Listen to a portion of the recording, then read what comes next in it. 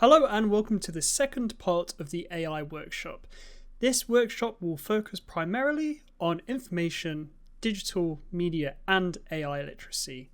We're not going to be covering what generative AI is, it will be briefly mentioned, and we're not going to be covering researching with AI or prompt engineering as those were covered in the previous workshop.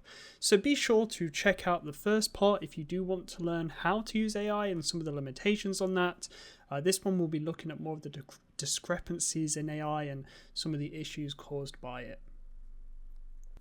Just before we start, I will say this session is quite big and there's lots of different elements to understand. Please stick through with it. It will make sense as we go along. So, what is AI? AI is a simulation of human intelligence. Like mentioned in the first session, AI predicts a lot of stuff. It's based on repetitive tasks which humans do. So it creates sort of like a pattern that it can take and relay into a result. So a good example of this, if we think back to mobile phones, they will suggest and predict text based on what you have sent in a message previously or what other people send generally as well. So let's say I say hello. The next words that it might predict after that is how are you, for example.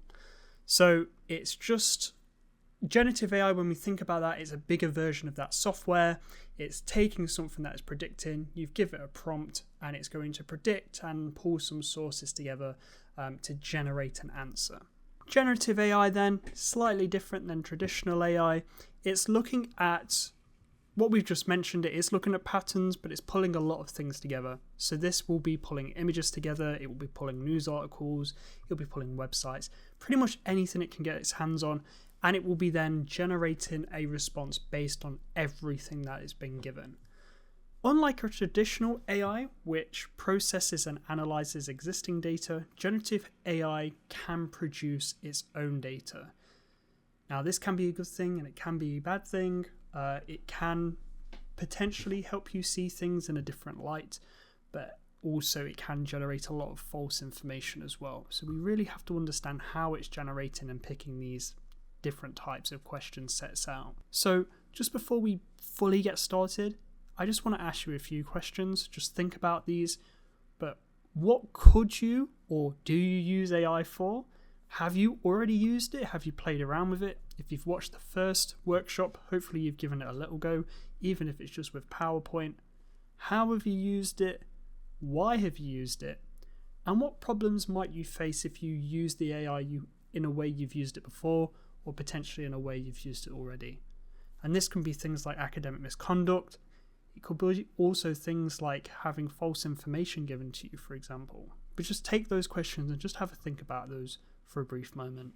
In this part of the session, we're going to cover literacy. Now, this covers a wide range of things, but in a very broad sense, literacy refers to the ability to read and write. However, it goes beyond just that. It's also understanding where different things come from. So if we're thinking about a news article, it's thinking about why is that news article created, for example. What are some of the ways that it is presented to us as well? So it's thinking about all these different things. So let's move on to the first case of literacy here that I've got, which is information literacy, which is the skill to locate, evaluate, and effectively use information from various sources. So this is going to include finding resources. So let's say you're looking to create your bibliography, for example. It's, are you able to find those resources and understand and really break down why that resource is helpful for you, especially in the context of what you're writing, which is very impactful and very important when we come to AI in a moment. The next one is digital literacy, which you might not think about as often, but it is also the ability to understand and use digital platforms and devices in a way that not only enables you to complete a task, but if you do come up against a problem, you are then able to then learn and self-learn through the device to then develop your skill. So for example, we can be learning how to create a Word document or learning how to program something, for example, learning how to send an email or send an email a little bit more professionally, for example. So that encompasses all of those digital literacy skills in there. When we're thinking about digital information literacy, so we're going to pull from the first literacy set here, It's about pulling media and the information from the World Wide Web to understand how that's playing a role into the topic you're researching, but it's also understanding how the digital infrastructure is built and how that impacts a source. And because the majority of people will have some form of access to the internet, it's also then understanding about what credibility has in a source, because anyone can post to the internet. So what makes a source valid and what makes it impactful for what you're wanting to do. Similarly, we have media literacy. So this is encasing our ability to analyze and comprehend different forms of media. Now, this can be something as simple as watching a news broadcast. A news broadcast will have a political sway regardless, so it's understanding that. But if we're looking at things outside of that, if we're looking at creative sources such as music or films, generally those pieces of media will have a form of storytelling or a message that they're wanting to get across to the user. So it's about understanding how and why that message was put across to the user, and how is that impactful for things in today's society. But also understanding that the time period it was released in as well can be really impactful as well, because sometimes a film created 10, 20, 50 years ago might have a relevance in the time it was created, which in itself is its own media literacy. But then when we come down to look at it a bit later on in today's standards, what does it say about today's society as well?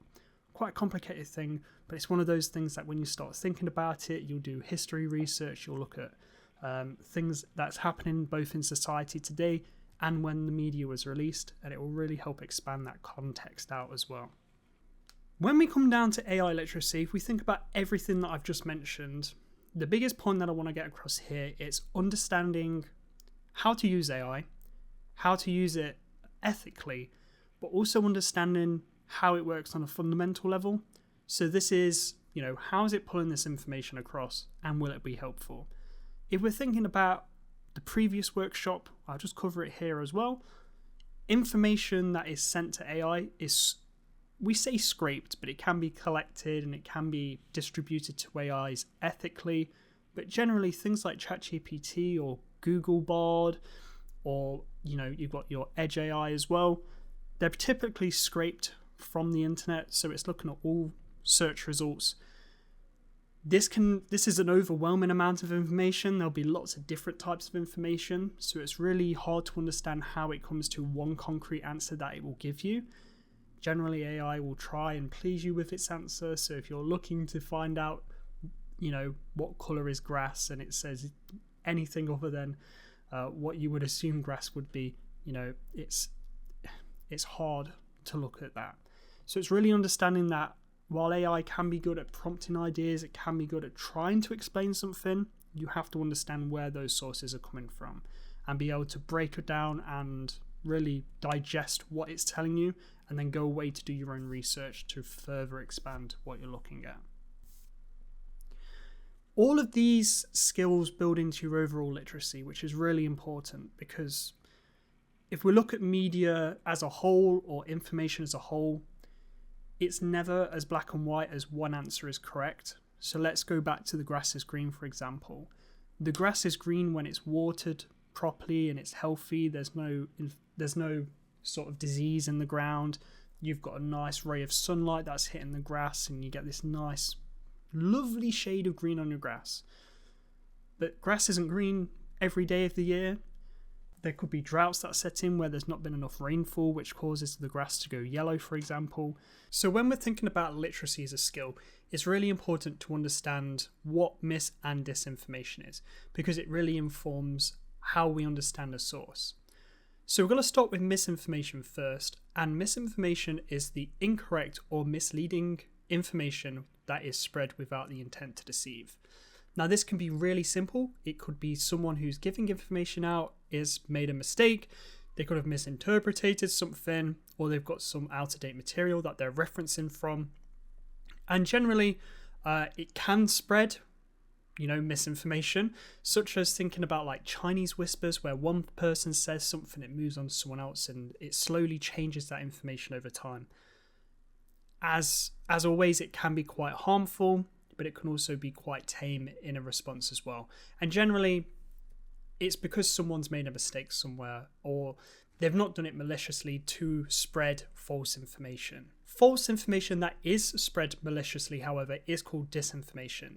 And this is a deliberate false information tactic that is sent out in the aim of creating information that is fake, that is deceiving. It manipulates an audience into believing something, generally with the intent to spread a hidden agenda, but can also be trying to cover up something, for example. Obviously, this is very destructive. It can cause a lot of damage, but it can also really infect an information pool as well. So we've got to be able to understand what a source is saying and understand if something's incorrect. So let's think, have you experienced any mis or disinformation? I would say a very broad place that you might experience this is on social media. Now, this can be on something that is news related. A lot of the tabloids have comment sections open. Tabloids themselves can spread mis and disinformation, but can also be things on social media as well. So maybe someone's posted something about a game you're playing, or you're following a celebrity, and someone's posted a incorrect statement. It could be misinformation or it could be disinformation, but just think about, have you experienced anything like that? And that's where we get into something like propaganda and fake news.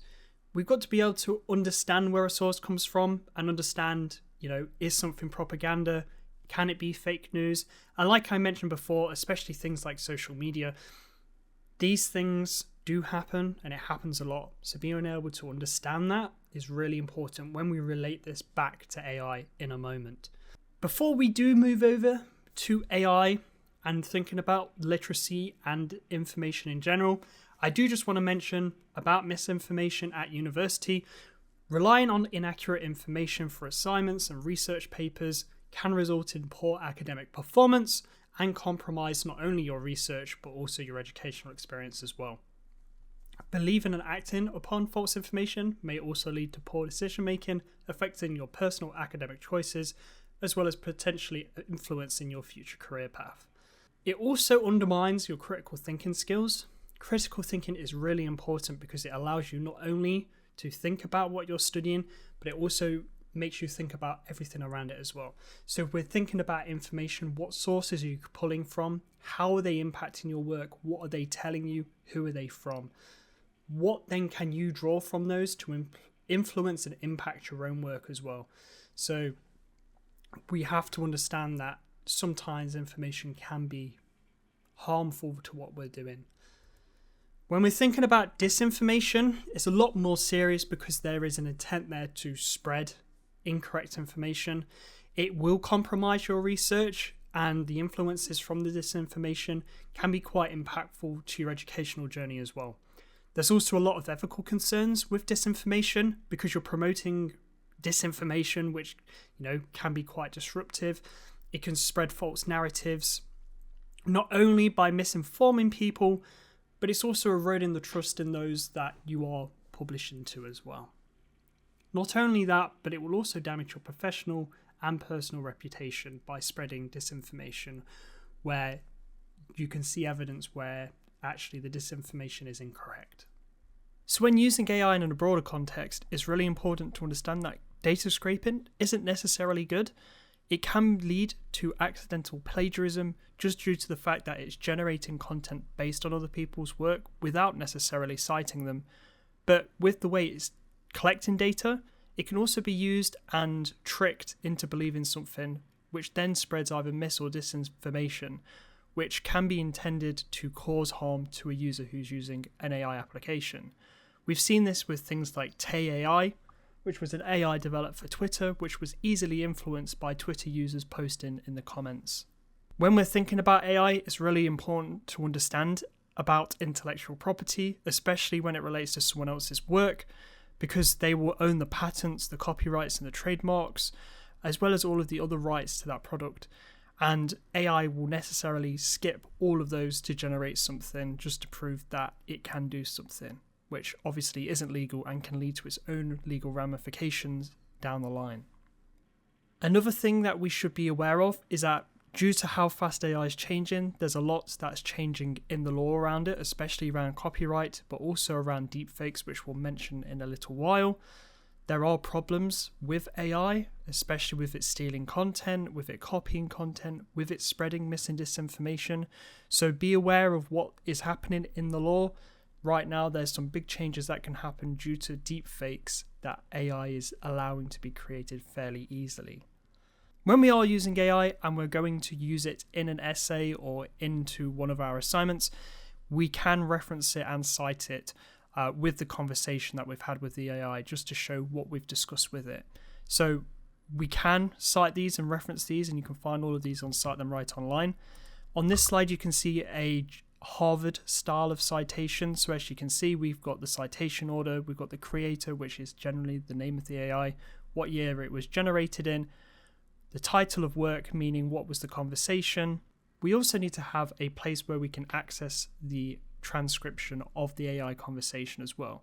So where it says available at, it doesn't mean where the AI's website is, it's actually where we locate an archivable version of the transcript of the conversation you've had with the AI. It's also really important to note that in the creators section, you also note the model of the AI, because AI is an ever-evolving sort of application. ChatGPT 3.5, for example, which was really one of the first ChatGPTs that were released to the public, is completely different to what ChatGPT is today, which I think is about ChatGPT 5, which they both work very differently, and ChatGPT 5 has more complex results based on what it can generate. So it's really important that you include the model as well. It's really important to use critical thinking when accessing any resource. This comes doubly when it comes to AI, just so that we can understand and start asking the questions about the information that we're using. So we're going to consider mis and disinformation and propaganda, and how has that influenced the thing that we're reading. But also think about other things like, how is this thing relevant? What does this mean to the broader context of what I'm studying? Have a look and start deploying these questions and really think about, why is a source been created? What is it trying to tell me? What is negative? What is positive about this source? How does it help me? And a great way to do this is by using the CRAP test. So the CRAP test is something that you can use on any resource that you're looking at, and essentially it's broken down into 5 different sections. So one thing that you can use to look at a resource and evaluate it is the CRAP test, which is 5 points, which is first, currency, which is understanding how timely the information is. We then have relevance, which is the importance of the information for your needs. We then have the authority, which is the source of the information. So think about who's publishing it, why have they published it. We then have accuracy, which is the reliability and truthfulness of the content that's in the source. And then we have purpose, which is the reason why the information exists. If you want more information on the CRAP test, we do have a dedicated workshop to evaluating sources, so please be sure to go over and watch that or attend one of those workshops. We should also critically analyse what we're looking at as well. So this is the systematic process of evaluating and interpreting information, ideas, situations, and utilising discerning judgment and thoughtful examination to disconcern any underlying assumptions, implications, and validity of arguments. So how does this also then relate to AI? What can AI do that will influence a source that it can send, or some information that it can provide to me? AI will literally pull from everything it can get its hands on. So if it's pulling from social media about a new Taylor Swift song, it will pull everything it can about that. And that can be from news articles, it can be from websites, it could be from Taylor's personal social media, but it can also come from comment sections which are not moderated, which could be spreading mis and disinformation, for example. So it's really important to be aware of that. An example of this in a concept of Amazon, we go on Amazon and we can see what users are saying about a product. Here we have AI pulling what users are saying in the comments section and then displaying that as AI summaries. So here we've got a product. As you can see, it's pulled out lots of different reviews and given it us in one compact sentence. Now, things like this can be really helpful and really good. On the flip side, however, though, let's just think, what if something gets review bombed for whatever reason? What if a product is generally quite good and maybe because, like, I'm going to make it very simple, let's say a color is a bright red thing and users wanted something bright pink, for example. That can get review bombed, as silly as that sounds. So the AI will pick up on that and it will then say this product is rubbish. Users say X, Y, and Z, and realistically the product could be really good. So it's just being aware of that. When it also comes to AI, because it's scraping all this data, it's able to generate and formulate similar patterns to what other people have said. So because of the way the internet works, it works on, everyone's quote unquote anonymous. You can hide behind a screen name up to a point, but they can act as an authority figure. So we can create an account. We're going to use Elon Musk just because his face is on the screen, and we're going to create an account and start spreading some disinformation. I don't speak like Elon Musk. I don't really know how he speaks. I know he speaks a little bit weird, but I can talk to an AI and say, we're going to pretend that you're Elon Musk. Let's make some posts about X, Y, and Z. And it can do that. And what we've seen in the last 6 months is there's been a lot of fake videos and articles come out of people saying things that they haven't said. But because it's in a similar style to what they would write and it's very consistent in the way they would write it, people start believing it. So here we've got, we said to an AI, write a post about the moon being made of cheese, though it is from Elon Musk. And as you can see here, AI has generated a really quick quote. The moon, made from cheese, our universe is full of surprises. We're on a mission to explore, innovate, and maybe uncover some unexpected truths. I don't know if that's something how Elon would say it. I would assume so, but the concept of the moon being made out of cheese is very silly, so it's very easily digestible to understand that is fake. However, other things, maybe I wanted to say there were a colony of aliens living on Mars, for example. We don't have enough evidence to say otherwise, but if I put it through AI and create some very elaborate comment, I'm sure I could maybe deceive a few people with that. So it's really understanding, where has this come from? Who has said this? Is it on official channels? And who is speaking about this statement? So let's say my post did blow up.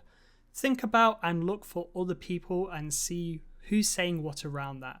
There's got to be astronauts who have been up to the moon. There's got to be scientists who are well aware the moon is not made out of cheese. What are they saying about that post? Alongside this, there's also image-based generative AI now, which will essentially take various different subjects that you've typed into the chat and will then generate an image based on that. On the screen here, I have asked a generative AI to take a picture of a cat and generate me a picture of a cat. And what happens here is it will look at all of the metadata over loads of different images and will pick out the ones that say cat. And then it will generate and look for patterns and create something that hopefully resembles a cat. Now I can expand this out. I can say, create me a cat in the cartoon style of Pokemon. I can say, create me a very realistic cat. Create me a cat in an astronaut suit, for example, and it will pull out all of these metadata tags, have a look at what I'm asking it to do, and will generate a response based on that. So I'll ask you to look at the images. This image, I'm going to say, is quite dated because over the last year, AI has tremendously improved with its image-based generation stuff, and it's quite scary, and you can get very realistic animals. But just take a moment, think about which one of these images are AI. And I'll give you 3 seconds. The answer was A. You might think that's very obvious. AI has improved a lot, so we've got to be understanding of how and where an image comes from as well. So these things do drastically improve fairly often. And a good example of something that you can do now is the Adobe Photoshop AI tool. So it will look for patterns based on what I ask it to do. So this is straight from Adobe. They've asked for a cloud of the car in the sky and then also a puddle reflecting. As you can see, it's generated it and it looks I mean, think about it, maybe a cloud wouldn't look like that of a car, but especially the puddle looks super realistic and it's quite eerie to look at for it. So, you know, it is something that's is getting quite good. Let's move to something a little bit more sillier, but also a little bit more scary, which is the Puffer Pope, which is an AI-generated image of the Pope in a puffer jacket.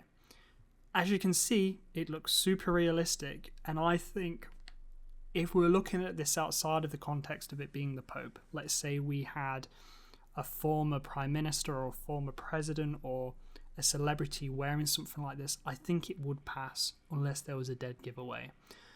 So we have to look at what we're looking at and look for mistakes in the image, but also look around what people are saying about the image as well.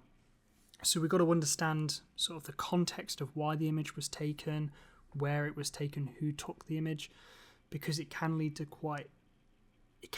some misinformation going about. Another part of AI, which is also getting extremely better, are referred to as deepfakes. Originally, this was sort of video manipulation of a celebrity talking and someone talking over the top of them. This has moved very quickly into AI-generated stuff, so we can take an image or a video of someone talking, the AI will look at that, generate frames based on what they're presented with, and then create, with some very sophisticated software, a convincing audio clip of someone saying something. Depending on how much information that AI is fed, it can sound very robotic, but if it's fed more information, it can sound quite genuine as well, which is quite scary. And it's the same for audio as well. So the way it works essentially is the more you feed it, the more it can pick up on the phonetics of an alphabet and then feed that into a script that you give it, which can create some realistic sounds and voices, and it's making the line even harder to understand what is real and what is fake. I've got a good example here. So this is a deepfake of Morgan Freeman. This is using some CGI and some deepfake technology to replicate this onto someone else. And if you watch the video, it does really replicate Morgan Freeman very well, which is quite scary. So we've got to be looking for some of the issues and problems with this.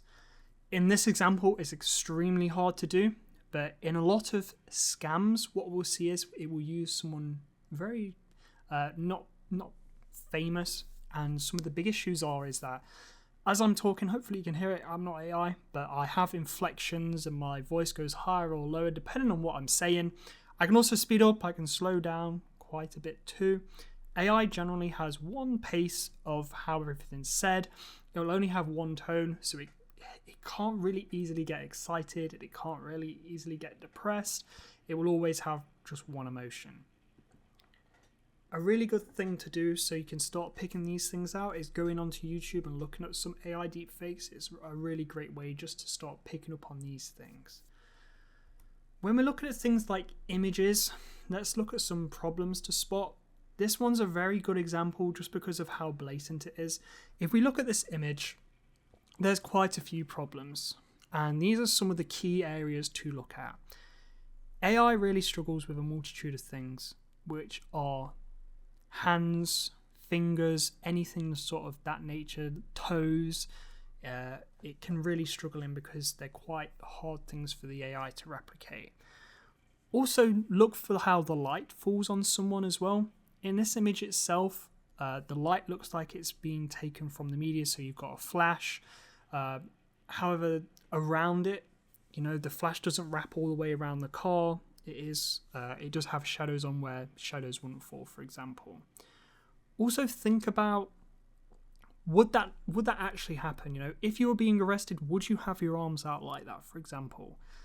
The answer is probably no. The answer is they'll either have the hands in front of them or behind them in handcuffs. When we're thinking about videos as well, think about how the wrinkles are on a person's face. It sounds very weird, but I promise you when you start looking at AI, you'll start to see some of these issues that pop up. Do they have an overall plastic look? How are the wrinkles when they move? Are they quite static? Are there any wrinkles? AI really does struggle with things like that. Normally, if you place like an image and have that turn into a video, someone will only look one way, which is the way the image was taken. They can't turn their head more than a certain angle of degree. So look out for things like that. And when we're thinking about audio, does the text flow correctly? Is there a loudness fluctuation in the audio? Does the person slur their words? And does the background noise remain consistent? That's quite a hard one to do, but let's say there's an ambulance by someone and then the ambulance changes to a completely different noise halfway through the video. We've got to think about, why has that thing changed? The takeaway message, and really this doesn't just go for AI, it goes for a lot of sources in general, is don't believe everything you see and hear. Conduct your research, understand what you're reading, understand the greater context around what you're looking at, because it's really important to fill in the whole bubble. You won't get the whole picture unless you're looking at everything around it. And be aware that sometimes people can just spread mis and disinformation, whether they know it or not, and it can be harmful to either a group of people or the subject area you're looking at. If you do require any more support, the library has vetted materials, and you can also start talking to your subject librarian, which can be found over on LibGuides. For more information about AI, you can either attend the first part of this workshop, or we also have an AI guide on our LibGuides page, so be sure to go over and check that as well, as it will provide more information around generative AI. If you are looking for any of our workshops, be sure to head over to LibGuides at Staffs, and you'll be able to find all of the workshops on our workshop page.